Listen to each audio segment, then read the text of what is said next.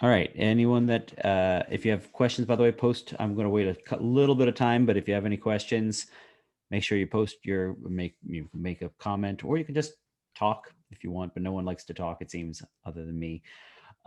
So you can make a comment in the chat below, in the chat, or just say something.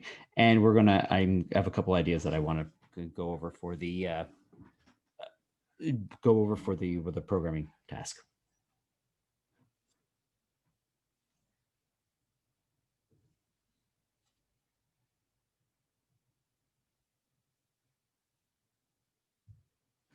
Maybe I'll mute myself in the time for the time being and pause the video.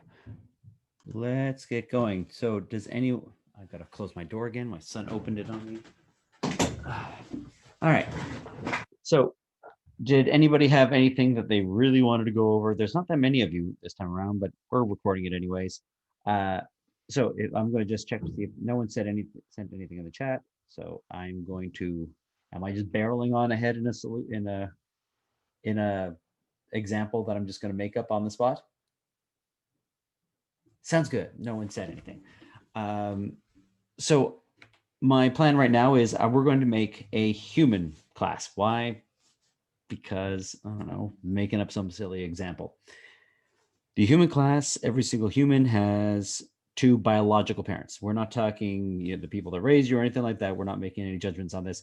And we're also going to assume a man and a woman, or mother and father, but from a biological standpoint, even you could be transgender, or there are a number of other factors you could have in your life. But we're going to simplify things. We're going to say mother and a father for each human. That's your biological parents, not the people that raised you, because that could be anybody, right? Just from a genetic standpoint. And we're going to have a name to the human class, and we're going to make a class of type human, and we're just going to see where it goes from there. That's the plan. That's unless you guys have other questions along the way, I'm more than happy to help you with. But since the assignment was just due in yesterday, a lot of people stop asking questions about assignment 2 and go on to the next part. But I'm more than happy to go over those too. This is more for assignment 3, which I just posted. If you see any problems with it, let me know. I'm sort of like when making an assignment late at night. I think I posted it at 12:30. So please let me know if you see anything. All right, let's get going. I'm going to share my screen, and let me see here. Share the whole thing. All right, and I'm going to go down in here, and I keep always forgetting that how much of a pain in the backside Zoom is for blocking stuff off. But here we go. Here is my class. Hopefully you guys can all see it. If you can't, please let me know, post it in the chat, or say something. This is just a blank new project I made. Nothing special. Okay. I don't even have a new file. I'm going to put a new file in there. It's going to be my main method. So I'm going to make a new item, and it's going to be a CPP file, and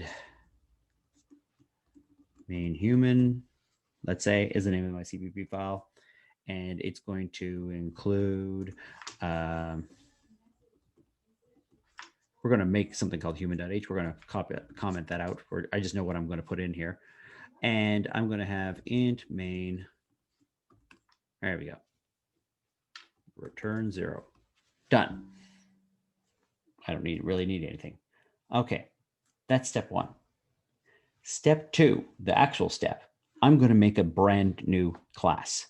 Now, this is something we're just starting up on, where there's a whole bunch of videos on this. If you haven't seen these videos, then don't panic, because hopefully we ease on into it. If we don't, well, then I need to ease on into it a bit more. So I'm going to make what is called an object, or a class, and the instances of a class are called objects. This would be like a human. I am type human, right? I'm an instance of a human. My wife is an instance of type human. My kids are an instance of type human. For this particular case, I'm just making up this kind of stupid class called a human that has a name. Each human has a name, and each human has 2 biological parents, a biological mother and a biological father. Okay, just unless you were produced by mitosis, I'm assuming you have a biological mother and a biological father. Even if they're not both around, even if you were raised by your aunt or whatever the case is, that would be a presumption on my part. Okay, so I'm going to make a brand new class. So I'm going to add, and I'm going to say I'm going to add a class. That should do it. And we're going to call it human. The name of the class is type human. And this is our default, in case you're wondering. So you technically can get all cutesy and put classes within the same file as other classes. You can shove everything into one file. And a lot of people you'll see that if you look at Stack Overflow, you look at other things, you'll see people just sort of cramming multiple classes in a single file. But this is sort of the default or the expected behavior when you're making a brand new class. You have 2 different files for every single class that you make. So I have a human.cpp class, a human.h class. The human.h class is just the sort of outline for everything. It even made it up for me. So pragma once, I'm going to make a human class, and I'm going to include stuff in this thing. So what did I say I was going to have? I'm going to talk about this public private thing in a second, but I had a string. I'm going to need the string class, string name, and then I'm going to have a human mother, human father. All right. And it's also a human class. I'm also going to need something else there. So, well, actually, I can look at my error here and says string class unidentified. I can include string. Okay. That should fix my problem. This looks just like a structure, or almost just like a structure, doesn't it? It's a bunch of data wrapped together. It looks very, very similar to what we did with our node link diagram, actually. But there is one little thing, it's difference of this. And let's see why this is barfing on me. I'm using standard namespace. All right. I'll look at the, that should standard. That should do it. Let me look at the chat to see what's going on here. I don't see anything. Never mind. Okay. Today stands for header file. Yep. Thank you. So beginning, is this pragma once important? Yes, it is. Thank you. Thank you, Katie. The pragma once, you'll see other different things, and they're all weird sort of cheats around what C does or C++ stuff. Let me show you this pragma once thing, why I need this pragma once. So there we go. I'm going to include human. I'm going to go to my human.cpp file, and I'm going to include human. Great. Here's what's going to happen when I go to compile this. One of these 2 CPP files, either this one, human.cpp, or main human.cpp, one of the 2 files that I have is going to be compiled first. Or it's a pre-compiled header, I guess. It's going to be processed first. In that process, the very first thing it does is it takes everything in human.h and dumps it on the front of this file. It will take everything I write in here, take this entire thing, rip it out, and shove it right here where it says include human.h. If I don't have the pragma in there, I go to main human, and I'm going to do the same thing again. I'm going to rip out the entire thing and shove it there, right where this include human.h is. And then when someone says, hey, I want, this function, your compiler is going to go, which one do you mean? I have 2 functions with the exact same name because they're located in 2 different CPP files. The .h thing is just, I'm going to stuff on top of my CPP file before I compile. That's what that is doing. So if I have duplicates of all my functions and I go to call something like get name, and I have it twice, which one? I don't know. It's a ugly workaround that C has and C++, well, C++ has. Java doesn't have this workaround. Java just has individual files.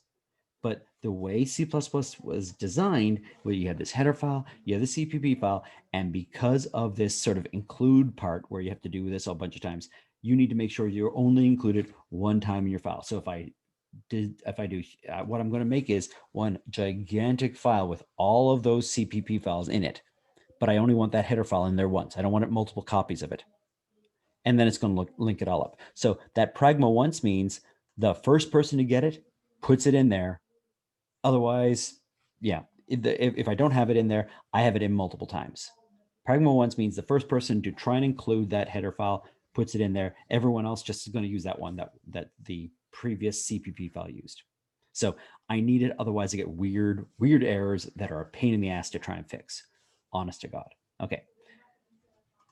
This is when we're talking about information hiding. This is what we're going to do.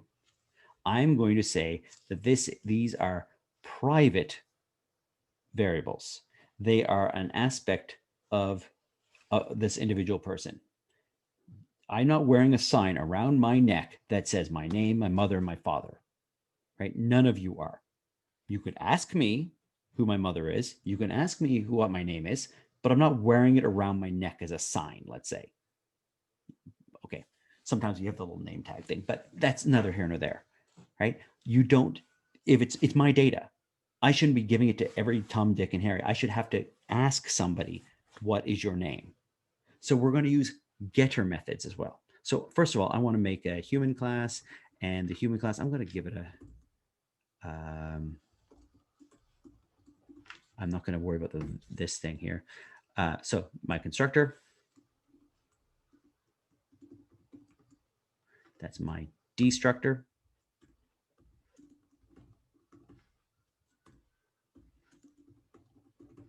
All right. The constructor and destructor means when I make a new human or when I get rid of a human.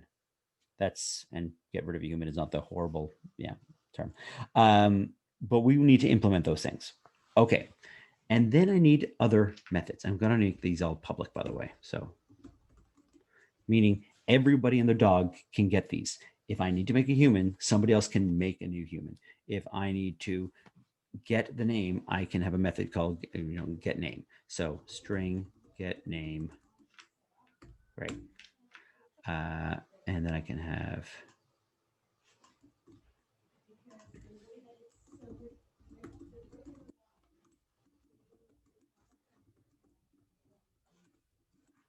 all right. These are getter methods or accessor methods, if that's spelled right.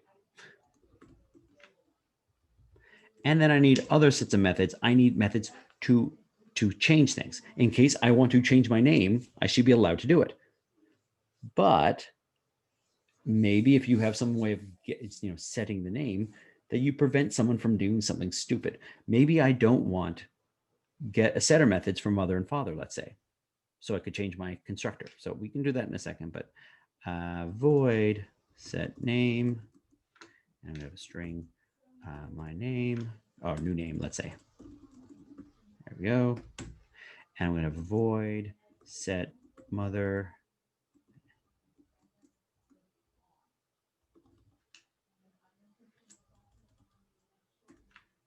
That's MO, just.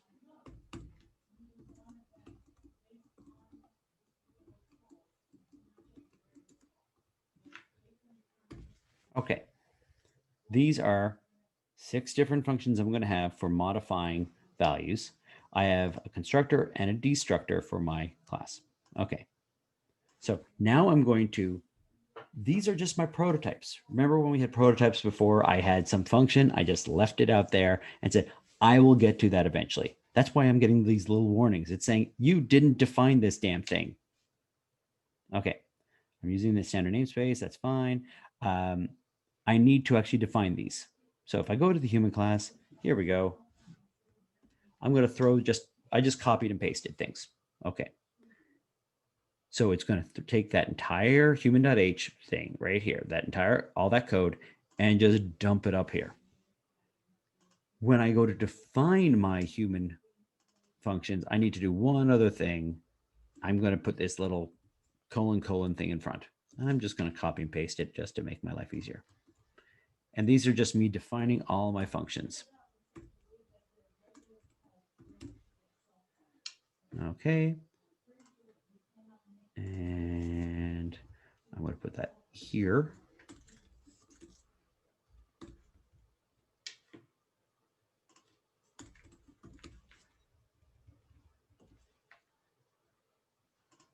So this is saying, remember when I had this function called getFather before?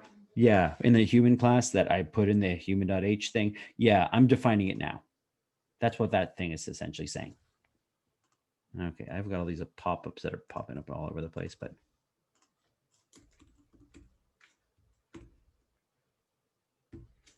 so all my getters and setter methods are going to do, they're doing nothing really.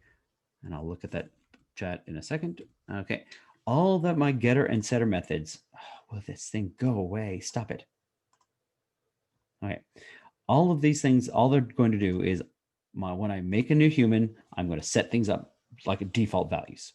When I destroy a human, I clean things up in case I need to destroy something. When I have getter and setter methods to get the name, I would just return the string. If I'm changing the name, I can just change the string. The idea is what I don't want to do is have to worry about how do I describe this? So what I don't want to have to do is worry about I just want to keep things fairly simple, and I want to go through functions to get my methods. So that's all this is going to do. So what I could do is return, it's returning a string, right? Name, the variable that I have there, name. I'm going to return mother. That's the mother's name, or it's a pointer to the mother human. This return father, returning a pointer to the father human. I could say name is equal to my name. We're going to have to look into this because I'm not sure what's going to happen with strings. It's not a pointer to a string. It's a string. It's a string object that we're copying things over with. And then I'm going to have mother is equal to null. It's a pointer. Father is equal to null. Fine. When I call the destructor, do I need to do anything? Depends on if you think I should be destroying the mother and the father object or not. Leave alone for now. All right.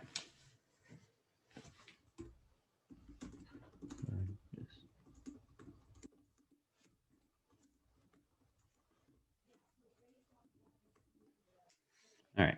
I'm going to save that. I'm going to look at what people wrote in the chat. There we go. Why is the human a pointer to a type human? Great question, Elijah. So the question is, can I have a human without this pointer? With no return value, right? Yes, that is correct, Julia. That is very astute. So use them for initializing something.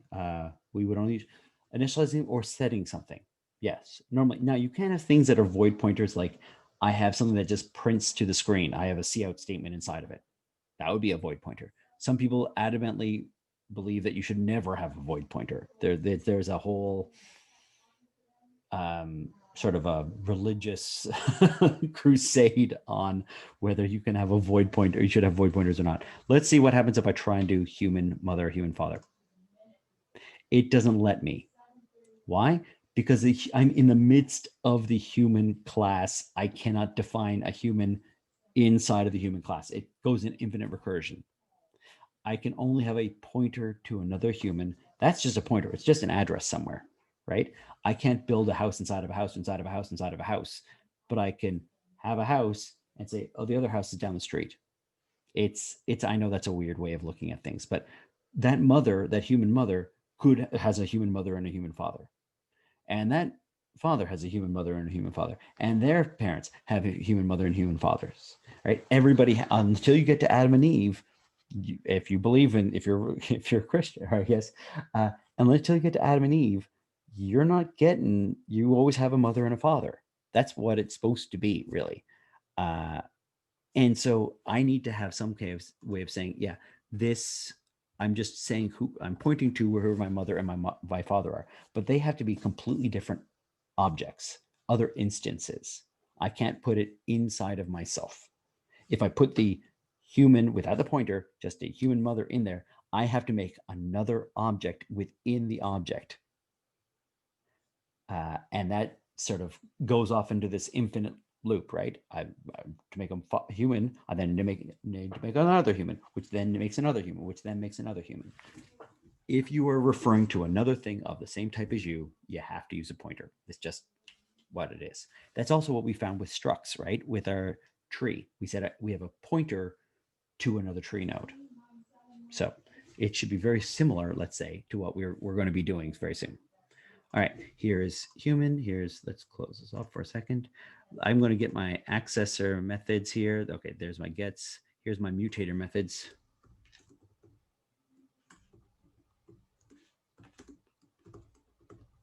Mutator methods sounds so cool. It sounds fancy pants, but really setter methods, set stuff.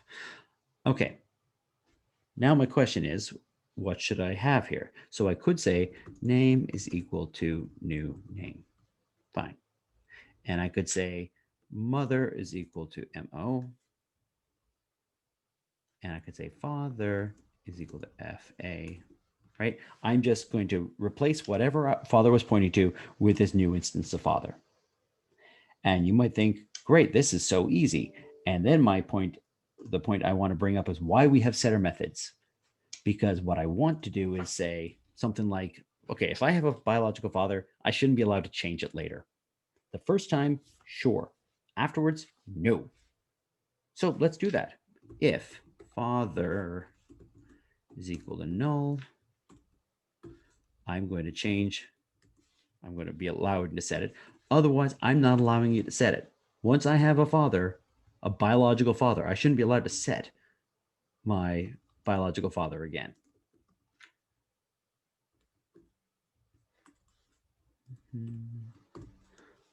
There we go. That's in this particular case. This is not for all setter methods. It's not for all things. I'm just saying, like, maybe you don't allow people to do something stupid. Maybe you say if new name is equal to null, is empty, or is that just empty, the function? If it is not empty, I can set the name. Otherwise, you shouldn't be allowed to have an empty name. Why not? Okay, let's compile this thing up. All right. So for its compiling, I'm going to find out what's going on with this name thing in a second. And maybe we'll look at how we how we deal with this, but let's make some humans. So human, able. And the problem is ABEL, able. Yeah, there you go. Humans have capital letters. It really should be looking like this. My class is uppercase. It starts with an uppercase letter. My object starts with a lowercase letter. So I know the difference between my objects and my classes. That's just a convention that a lot of people use. Okay.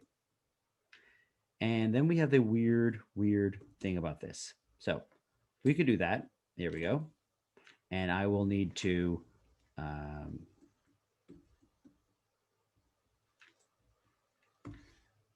this will make a human of type able, but that's not really normally how I do things. So I'm going to just comment it out. This is how you're going to see it over and over and over again. Maybe let's call it able.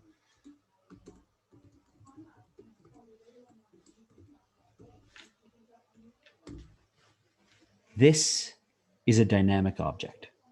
This human will always be made. This one on a Tuesday on a blue moon, or whatever the case is, it will make it only, and when it gets to this line, it will only make that object then. What's special about this is if I make an array of pointers, let's say, I don't want to have to make the objects immediately. I can make them afterwards when I need it. And so you'll see over and over again, you'll sort of need this approach where we're going to call new. And when we call new, we don't get a human, we get a pointer to human. Okay, yeah, that's. Says I'm right. Let's see that. Okay, what was the thing here? I think it'd be monitored earlier in your code. You might want to call the function later on rather than redefining it. Was it?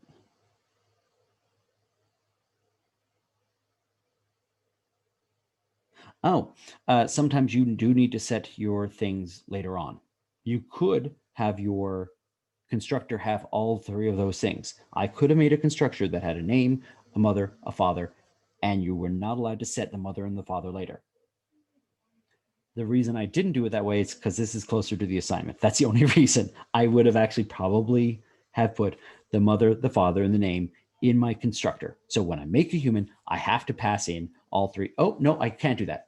No, I can't do that. We're about to see why I can't do that. So who's Abel's mother? Who's Abel's father? Yeah, that's the problem. Abel's mother and father have not been created yet. So I would have to know the order in which I create these humans and figure out how to hook everything up. What I really want to do is just make a bunch of humans, and then I can hook them up later if I wanted to. Like, it depends on how you're looking at things. And so there's not one right way of doing it. I sort of like keeping it, somewhat simple, but you could have made it so that it was only one constructor, that you had to pass in the pointer to the parent, and then you would have to make sure it's in the right order. Can you go over again why you call new to dynamically create Able? All right. If I do this right up here, I will make, when I call my main, so let's do this. Let me see, what would be a good example? Let's make a bunch of humans.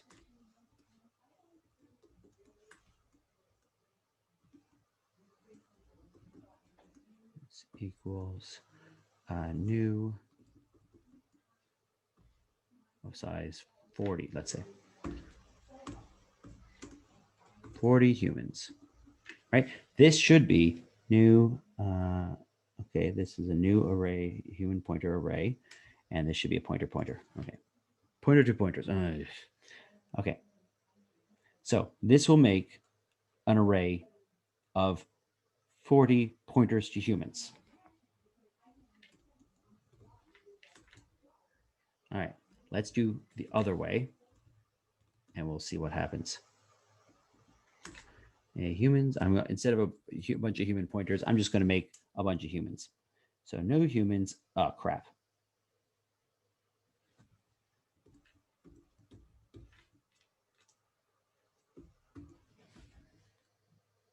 That should. That's converting from human to humans. Crap. I'm trying to think of where that's going to work. This is a new humans. It's a pointer to 40 humans. Okay. I find it always gets really, really wonky. Is that going to work? I want a new array of humans, but I can't have a blank. This is the reason why I don't do it, and why a lot of people don't do it. How do I just make an array of 40 humans right at the beginning? All of them being distinct.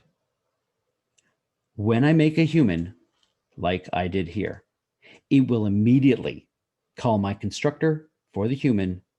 I don't have an array of pointers to humans. I got 40 humans immediately, if I can do it properly. I will make 40 humans. They have to have all different names and all this kind of stuff. Well, too bad for you.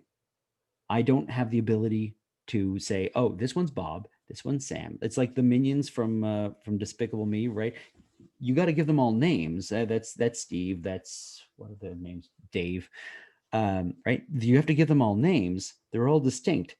So you can't really just make them 40 of them at once. What I need is I want a for loop to define each one of those minions. I can't give them all the same name. And so I can't get it to work, or I can't get it to work and make it. Crap. I can't make 40 humans all at once with different names, right? It's not possible. So this will make an array of 40 humans, of pointers to humans. I don't make anything yet. And then I could have something like this: for int I is equal to 0, I is less than 40, I plus plus. And then I can go a humans at position I is equal to new human, and then maybe give it Bob, Sue, Bob. Oh, let's do this plus std to string. We're going to see this. I give a hint in the assignment for this one. So to string I. So what's this going to do? This person's going to be called Bob 1, Bob 0, Bob 1, Bob 2, Bob 3, Bob 4, Bob 5, Bob 6, all the way down. Why not? This will make the humans in this for loop, not here. This makes an array of pointers, and then I make the individual humans here. If I try and make the humans all at once, they will all have the same darn name, and it will be done as a batch, and it may not even be able to make that. So we get this weird confluence here where we have some of the times when I need to call new here, I need to make sure that when I call new, I'm going to get a pointer to a human, but that's just as good as having the object. If you're used to Java, or if you're used to Python or all these other languages, you go, that's stupid. And quite frankly, I agree. This is just, unfortunately, the nature of how C++ was invented originally. And people went, oh, I don't want to do that anymore. C++ says, when you make a call new, you get a pointer to the new object you made. And so every time I want to deal with able in here, in the thing right I have here, I need to use that arrow thing to call get name. I need to use that arrow thing to get set parent. So I'm going to do a little bit more on this particular example. I want to see what the chat said, if I can get the chat. Okay. We're using something already defined, such as a vector, string, or array. So a human is an object we created. We don't have access to similar functionality as other pre-created defined C++. You have access to the other pre-defined C++ objects. You could make a vector of humans, but you would normally pass in pointers to those humans or add humans to the vector after the fact. But so many things, maybe I'm just old. I am old. But if you're dealing with arrays are the simplest way of storing stuff. And just an array, making an array and putting pointers to humans is just a fast and easy way of doing it. Yeah, if you want to use a vector, vectors end up being weird in the fact that they always add to the end, and you can't, and then accessing them can be a bit more difficult some of the time. You do have access to all these other objects. A string is an object, or a string is a class. You have instances of that class, which are objects, and you have them everywhere in your code. That's fine. That's why we looked at strings, because this is you using one of these classes, and now we're going to make our own. And making your own is everywhere. So you don't have a similar functionality as other defined C objects. Strings, by the way, also have this weird thing of you can say it's equal to I think they override a lot of the operators to make it work, but they did a lot of heavy lifting to make it work. If you want to keep it simple and just say it's equal to this string, this character string, it's actually calling a constructor in the string class to make the string object, and there's a lot of stuff going on under the hood. Vector, I don't think you can just make a vector, can you? I would have to look into it, without any parameters at all. So arrays are not objects, and arrays are not objects. Arrays are actually a basic data type. They're actually a contiguous chunk of memory. And so your human objects are something a little weird and quirky. And yes, if you can do something like this, like human able this, that's actually much better. I mean, it's a lot easier to get your head around. But there's a lot of times when you don't have that option, like, the human object needs to, read in a text file and do this and do that. And you should only make this human object in these circumstances. Then you need a dynamic object. And that's what this new call is. It's making a dynamic object or dynamic instance of this class human. But otherwise this thing will be made as soon as I run this program in my main, as soon as I hit, anywhere in main, I will make this human object. For this one, I will only make the humans once I'm inside that for loop, not before. Only when I'm inside this for loop. Each time through the for loop, I'll be making these humans. Versus if I put human, another thing inside of this for loop or anywhere in here, if I make a new human Cain down here, it's made immediately upon going into the main method. That's really we're getting into the weeds, and I didn't want to get that far into the weeds. The point is sometimes I need a pointer to a human and I can deal with it that way. And sometimes I need just a human. Because if I get a pointer to a human, this is a dynamically allocated object. Okay. And if it's dynamic, just like with arrays, means I got to clean it up afterwards. So let's clean that up at the end. I'm going to say delete able. Done. I should be doing that. At least that is a pointer to able, human able expression. What's wrong with this? This is going to make, unless I have multiple things. Oh, I have multiple things called able. Let's just comment this one out. There you go. There wasn't a collision until I got there. Okay.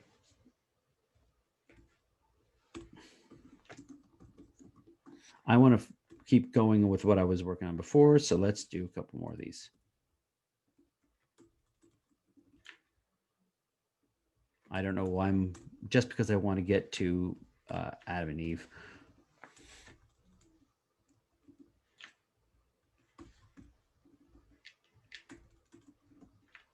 All right, we make a human. I don't want to call them able, and I want to make them. All right. And what else am I going to do beyond this? I'm going to say able, and now I'm going to use my pointer, set father, and that's going to be it's going to be Adam.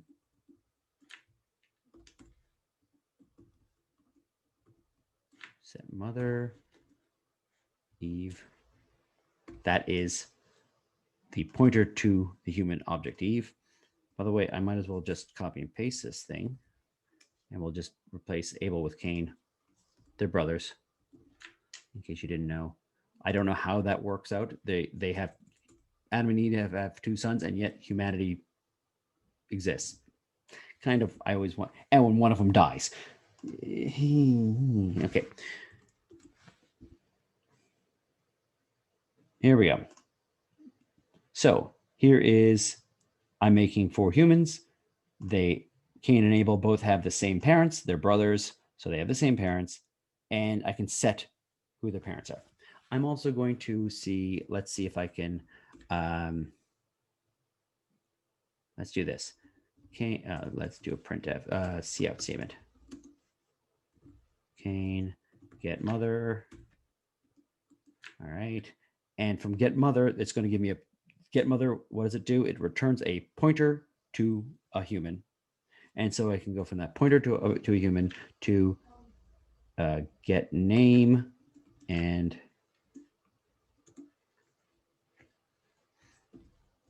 is the mother's name.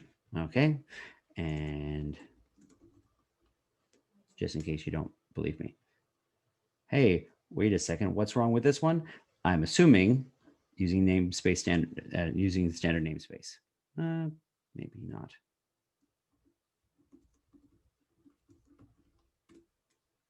Let's have a look.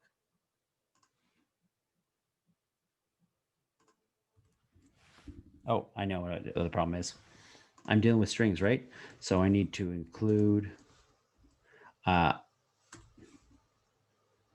standard IO, standard out, and standard IO. Let's use standard IO. That should do it.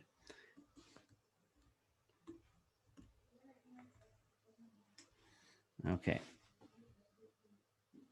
Using namespace standard, that should have done it.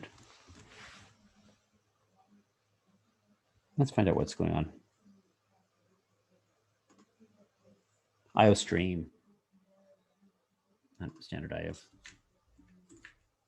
And let's put that on top of this one here. Okay.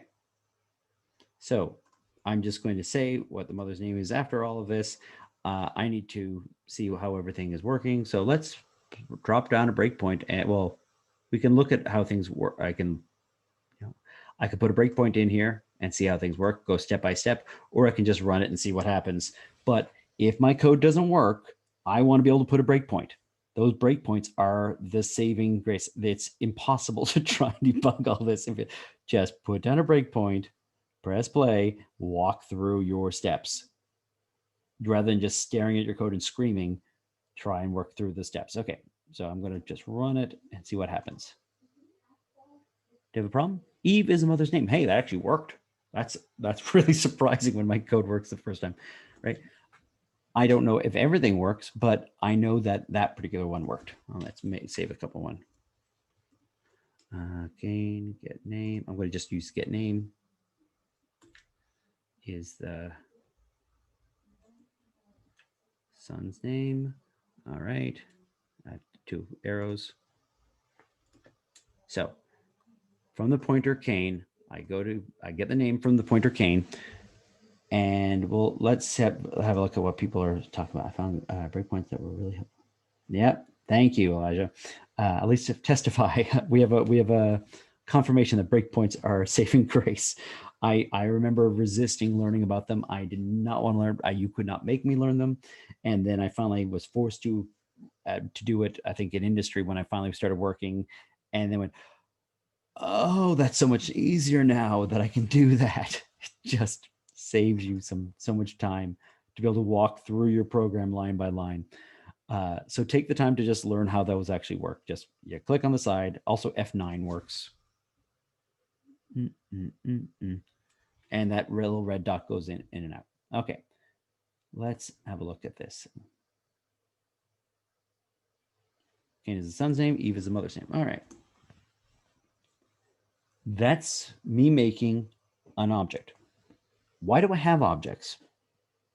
Well, I don't want you to know how Cain and Abel, like how all these things work. So if you said, let's do another thing. Let's say Cain set name, and we're going to make it this. I want to set the name to blank. He's Blanky Blankerson, right? What do I want? Well, what I want is it doesn't work, right? I don't want it necessarily blowing up, but you try and give me a bad name. Maybe I just ignore it. I just, no. Yeah, your name is Susan. No. If someone walks up to you and says, I'm going to set your student number. No, don't let them. That's the point of a setter method. So I have one-stop shopping for everything I need to do. In fact, let's do that in a, let's go and off and do that. So let's make sure Cain is still set. It still says Cain despite changing the name, because when I called set name on a blank name, and in case you don't believe me, it's going to be named Bob. All right.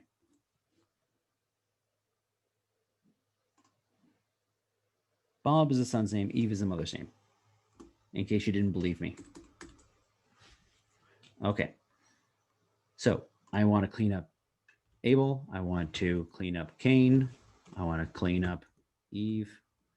I want to clean up Adam. In fact, I need to clean up all of these ones. By the way, let's do that. And then see, let's do you want to just do in the same thing? Sure. As you all speak in unison. Okay, so C out, and then I'm going to say a humans at position I. This is going to be a pointer, and I'm going to get the name.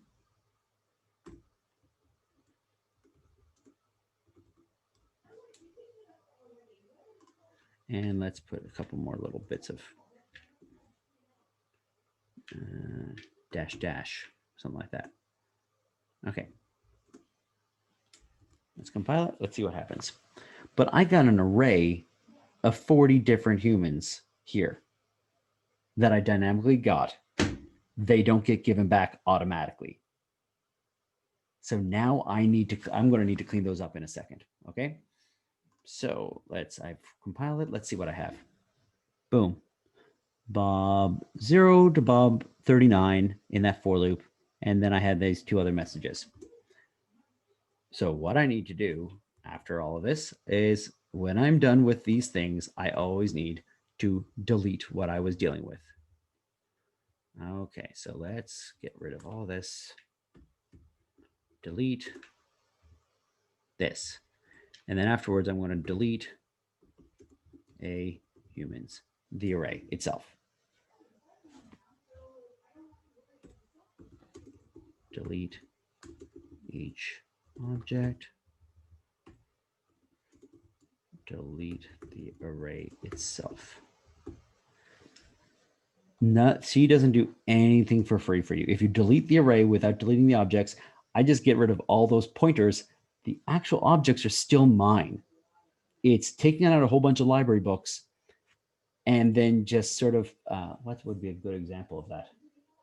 That's not a good example, I guess, right? You're taking out a whole bunch of library books and all you're saying is, yeah, I brought them back.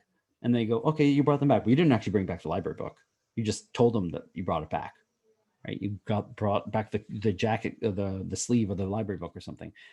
So besides just deleting your array afterwards, you need to make sure you delete every single object. If you call new, you better call delete, is a general rule. Okay. And so that's me calling delete a bunch of times. If you want to go to my destructor, let's say I'm going to do a cout statement for my destructor.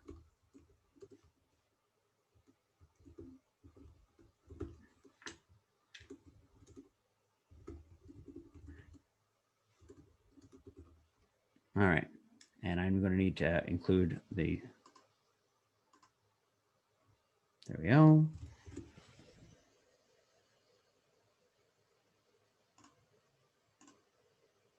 Boom.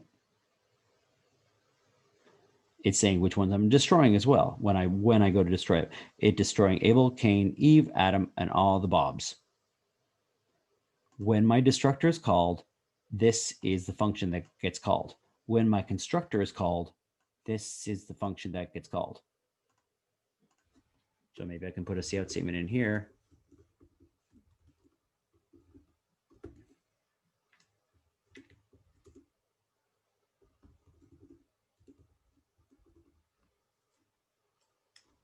Something like this. And I'm going to go back to my human thing and just get rid of this name, this one here. Okay, so I'm going to make a whole bunch of humans. And every time I make a new human, I spit out a message.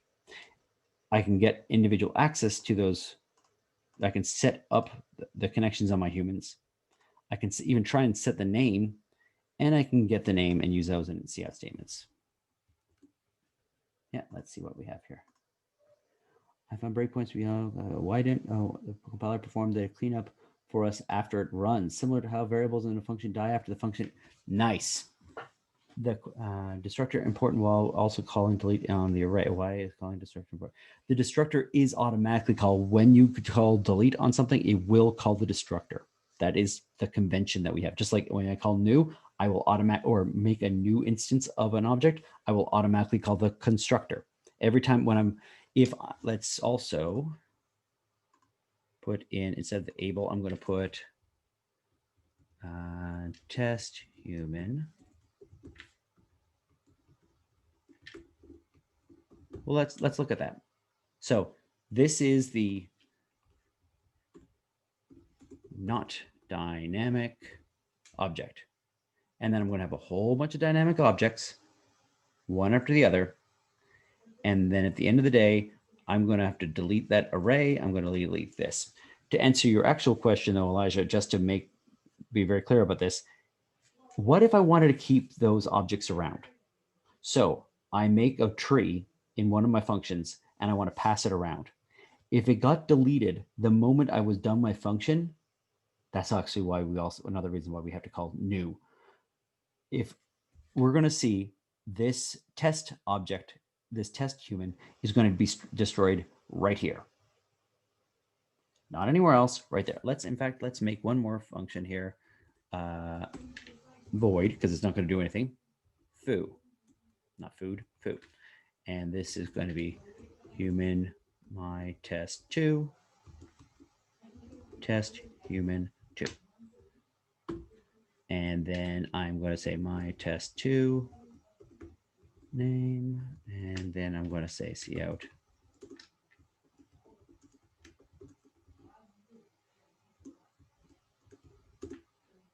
All right, let's in case you didn't know what I'm trying to do here. So that's my test two. It's not, it's a period. It's not a pointer. So get name, and I'm gonna also look at this one. Okay. And right here, I'm gonna call foo. Wow, I always write food, it seems. So let's walk through what this thing is going to do. Let's actually drop a breakpoint right here, just so we can stop what happens here. I'm going to make a brand new human. I'm going to go up to foo, make a brand new human up here. Where does that human get destroyed? Then I'm going to keep going. I'm going to go back here. I'm going to make 40 human pointers. I'm going to make 40 humans by calling new. I'm going to make Cain and Abel, set all these variables. Then I'm going to delete Cain and Abel on all these guys. I'm going to delete the humans, delete the array with the humans, and then we're going to see where this test human gets deleted. Okay, that's what the plan is. Compile it. All right, let's run it. So I'm breaking there just to see where I am. Oh, just to see what's going on. What has happened so far? I should have something called test human. Great. I should have that call. And I need to move this over. Please don't go away on me here, folks. Okay. Here is creating human, test human, creating test human 2, test human 2, destroying test human 2. The test human test, destroying test human 2. Wait, what? In foo, I make a human, I do this output statement, and then immediately when I get to this line, it gets destroyed. Why? Because it's not a dynamic object.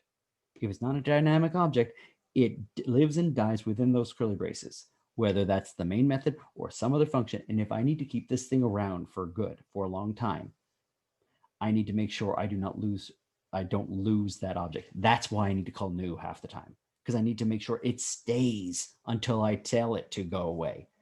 I want something that's permanent until I say I'm done with this thing. That's where dynamic objects come in. That's where dynamic arrays come in. So that's the reason we had to do calling new all the time, because this thing right here, I'm going to let the cat out of the bag.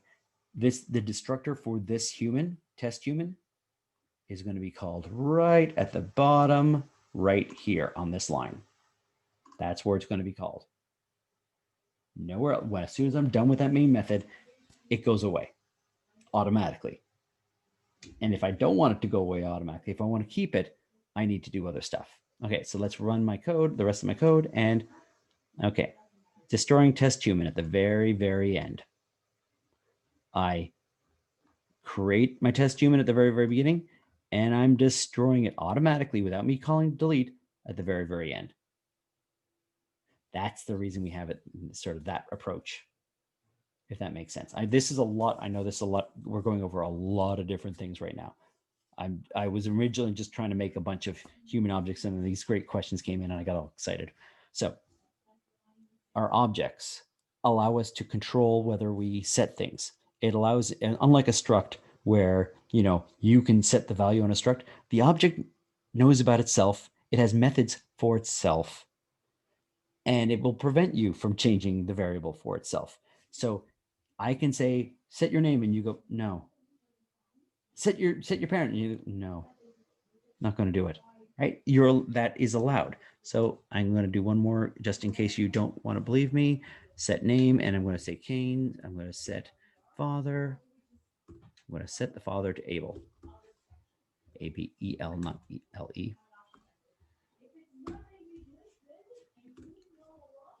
And what we said in before was, if you already have a father, tough luck. You're not changing that.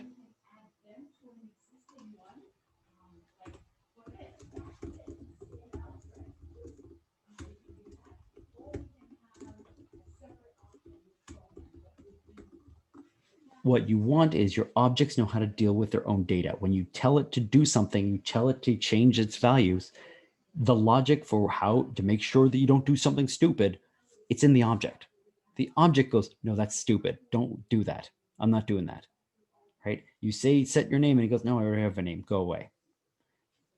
It also allows me access control. So if somebody's not supposed to have access to something, you say, get the name, and you go, no.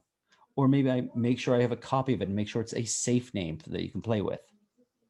That's why we do it this way. It prevents you from, you don't need to know how a vector is implemented. You don't need to know how a string is implemented. In fact, you don't know how a string is implemented. You've just used them a whole lot in the last assignment. That's the point. You don't have to know. You can just use these tools, and provided you hide the object hides how things are implemented, you can't accidentally get in there and start tweaking things on them. Okay, you want control. Yep, that's exactly right. Items of the object. Do you mind showing us what getter and setters we're using look like in the other file? Oh, showing us what the getter and setters look like. We have already made them, so I can just show them right now. Here is my getter for the name. What I could do, so there are times though when you do not want to give access to something, right? If I have let's say I have a character array to hold a name. I may not want to pass that back out because then other people can change my array or delete my array. I want to make copies of these things. So you can do more intelligent things of preventing people from doing stupid stuff to your code.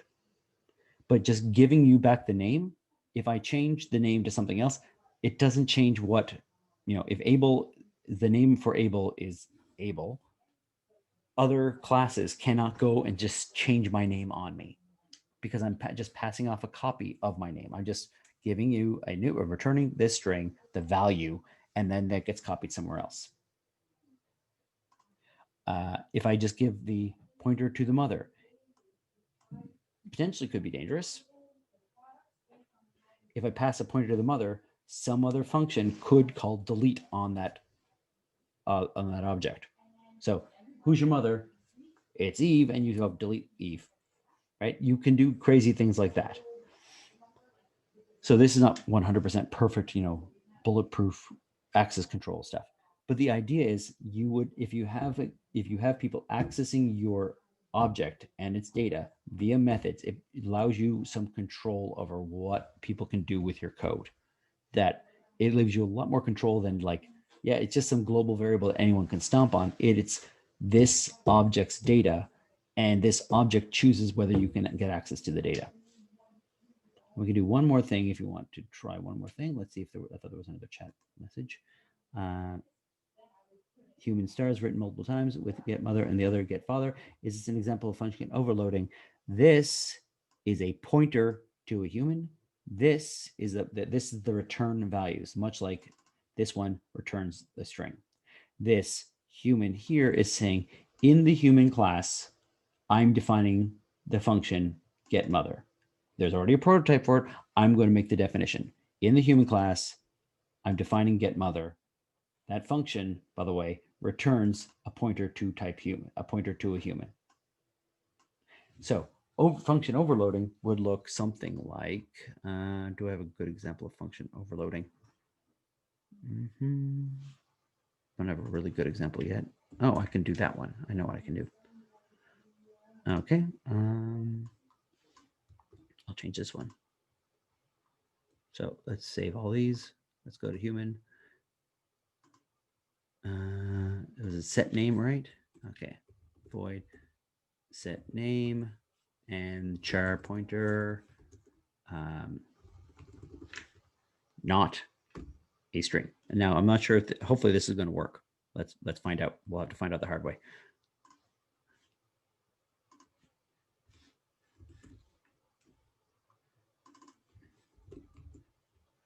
All right.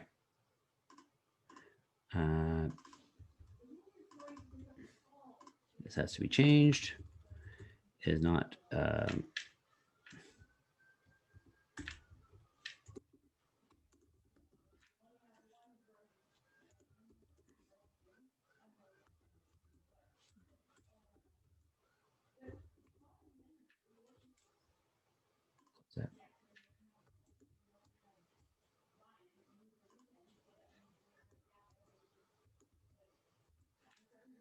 Okay, and this will be, that actually works. Hopefully it should work. All right. All right. This would be function overloading. I have two functions, both with, we haven't gone to that yet. That's going to be next week's class. But I can have two functions with the exact same name, a different parameter coming in, and it will choose the function based on the parameter coming in. So if I give it a char point, if I give it a C string, this character array, it does one thing. If I give it a new name, like a string, it does something else. Notice nothing has changed about my code. I don't even know which one of these it's going to call. I think it's going to call this set name here from now on. It's just going to check for different things because the character array could be null, right? This pointer could be null, or the string length of this name could be 0. Okay, in both those cases, we're saying it's an empty string. Don't do it. And so we could, this would be overloading. Okay. I'm trying to think of what other things I could do. One more. And let's maybe have you guys try think about this. And I want to look at this. Let's do string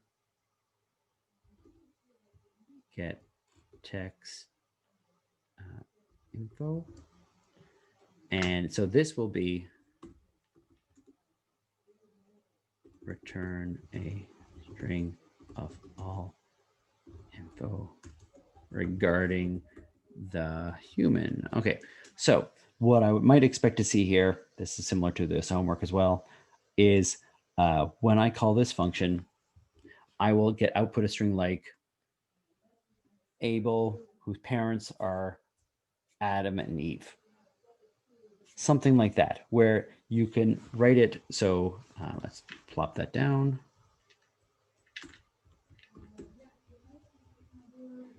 So in the human class, there's a function called get text info. It returns a string. Okay, let's make that string. So I want you to think about what you would do in this, or what the heck this actually does. What this should do is make a brand new string with information about that human, including with information about that human, I guess number 2, including the name, parent 1, parent 2. If parent 1 or parent 2 are null, maybe I need to do something else. Because otherwise I might need to just have the name of the parent and the name of the other parent. This is actually part of the related, very, very, very related to the assignment questions. So what could I do in this particular case? Oh, and by the way, I'm going to do, I'll leave it at this. I'll leave it here with this one.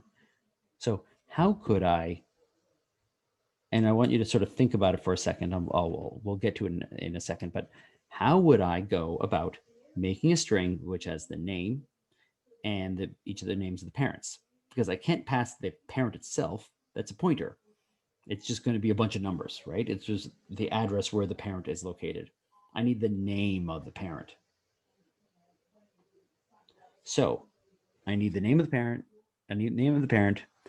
If either of those parents are null, then I need to not spit out the name of the parent.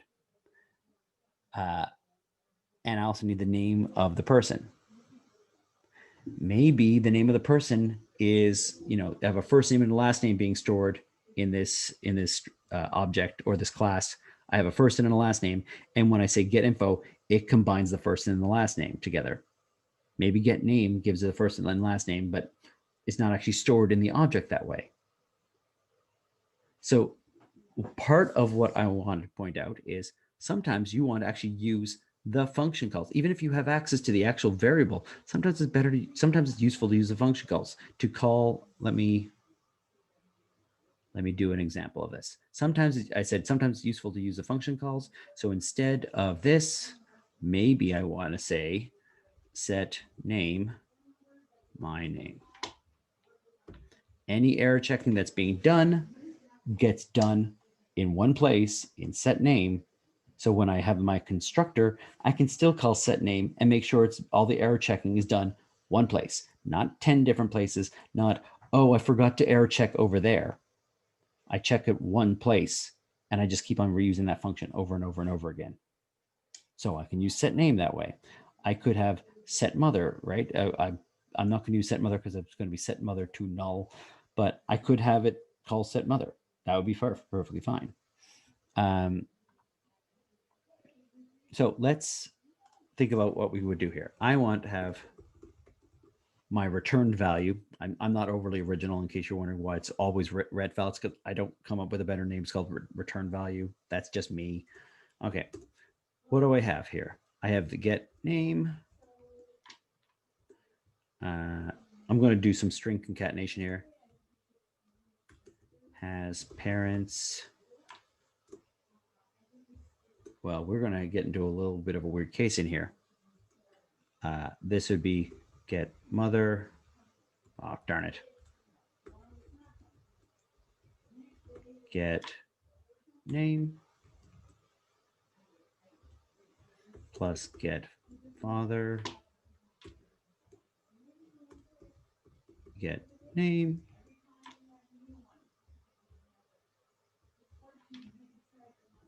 And all right. That would be all well and good, except other than the syntax error. That would be all well and good, except for one. Get father has a parameter at the end. There you go, or parentheses at the end. All well and good, except for what's going to happen when you get to Adam and Eve. Well, actually, I should do that. So it might actually allow me to compile. Oh, and I need to return it. Okay. Oh, come on. Yes, I know it has to return a value. Return red val. All right. So we're going to get to main human. Let's use a C out. Gain. Get text info. That should work just fine.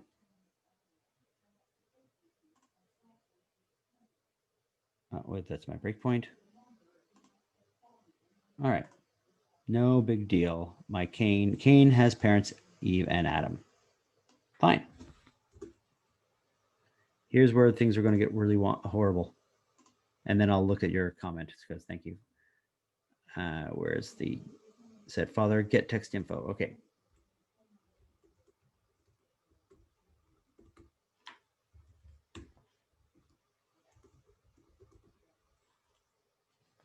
What's going to happen there? It's intentionally going to blow up. It's bad. It's going to blow up on, and I've done this mistake so many damn times. What's going to happen? Eve doesn't have parents. So when I go to print the info, what's going to happen? I'm going to go get my parent, and then I'm going to call a function called getName on a null, and I'm going to get a null pointer exception. It's going to blow up on my face because when I go to get the parent, it returns null, and then I say, go get the name for that null parent, and it's a null pointer exception. So let's see it blow up in my face. There it goes. Just boom, every time, right? Yeah, okay, get name, here it is, and get name on a null pointer. So get mother it returns a null, and then get name, after I call get name on null, it's going to blow up. It gives you something weird. Look, the mother is 0000, and that's what's exploding. So what I need instead is I need something a little bit fancier. Let's do get name. Okay.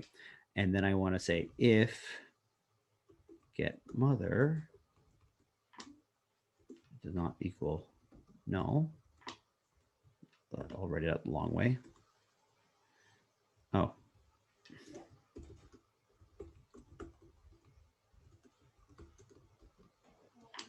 So if this person has a mother and a father, red val is equal to red val plus this plus and that. Okay.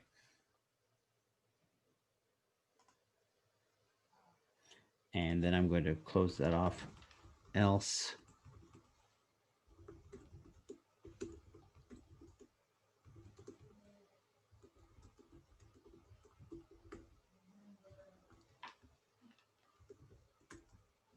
There we go.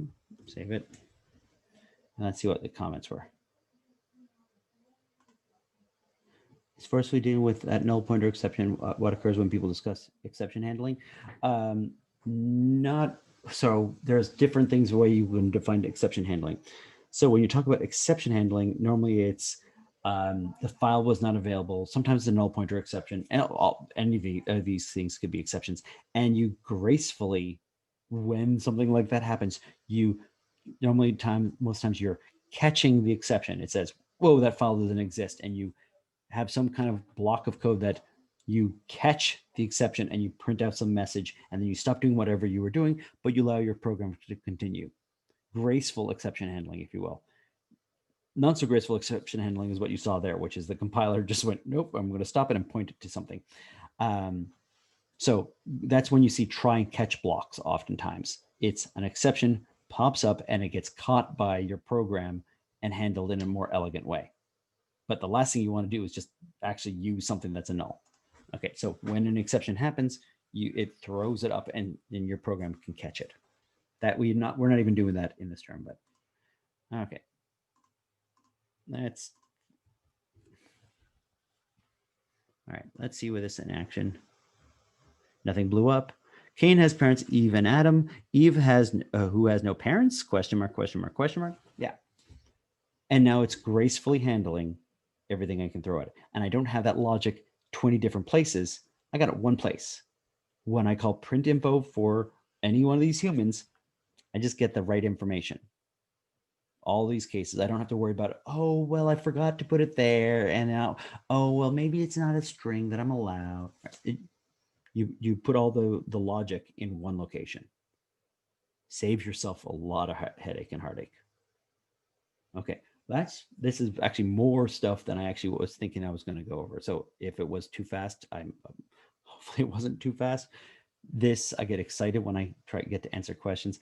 What we've done here, we've looked at objects, we've looked at classes and objects, instantiating them. We looked at when I have a dynamically instantiated object or dynamically instantiated instance of the class. I've looked at just static instances of a class. So example would be this thing right here. This is static. It's made every single time, no matter what.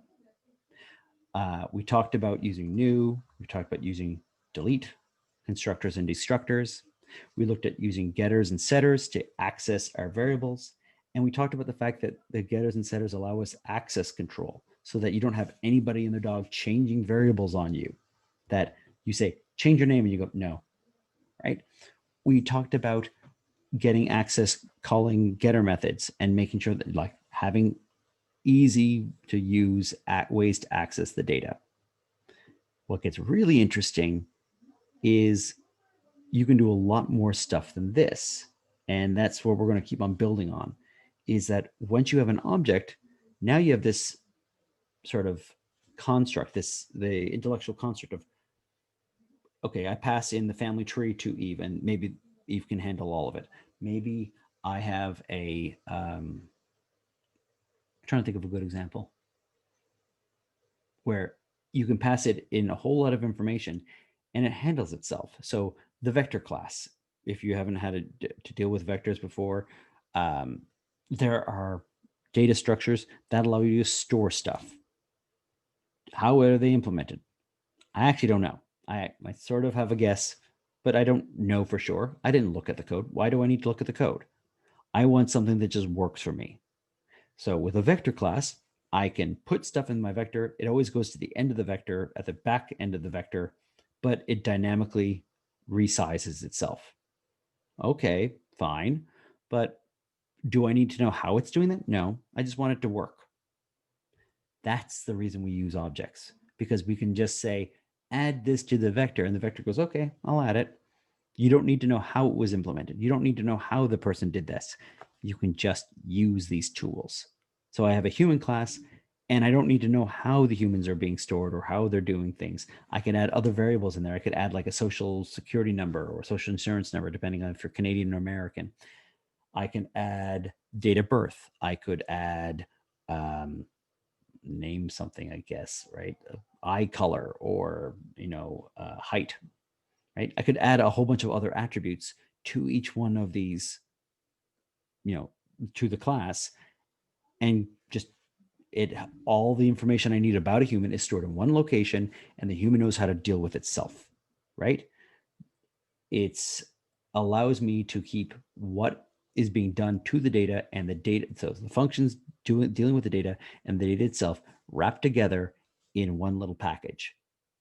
And it gives you a lot of things that you don't even think about right now, like inheritance, which we'll get to soon.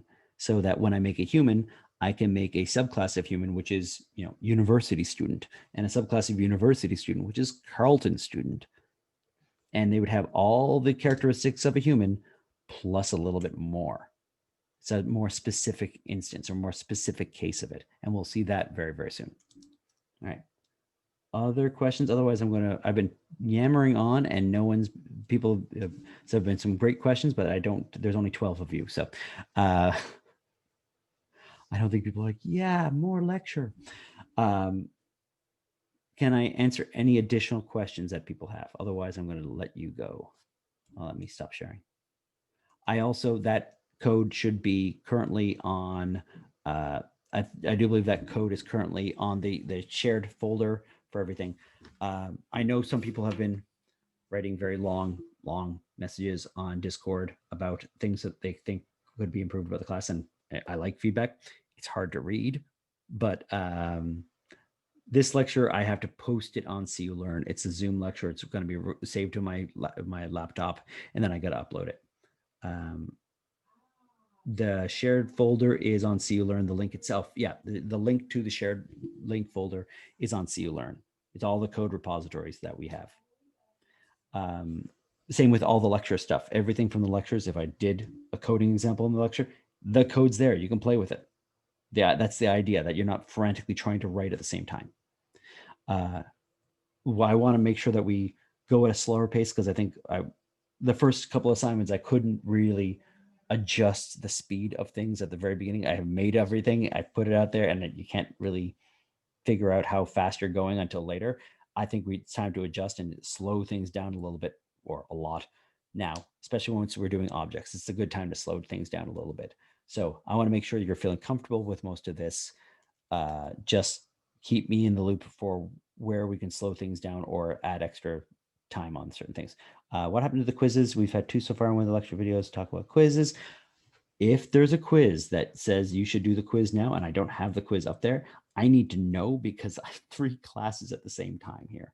And I need to make all those quizzes. I have to manually migrate them. They were all on Poll Everywhere, ready to go. And then I found out Poll Everywhere sucks, which means I have to manually migrate all those quizzes over for you guys. And this is something I was not expecting to do this term. So that takes some time. And if it's not up there, it's easy enough to drop the ball on this one. So if there's a quiz that we need to have up there, I'll make sure I put it up there. There's been so many other fires, like the exam last week, that I've been putting out, that I want to make sure that it's easy to overlook one of these things. So if there's a quiz, is there a quiz, by the way, Elijah? If there's a quiz that you should be able to take right now, I need to make sure it's up there. Great, I see the code now. I don't know. Yeah, it was been there the entire time, but I'm not sure everyone saw it. And that would be very scary lectures if you're going through all that code and you don't have access to the actual code itself. No, it's online.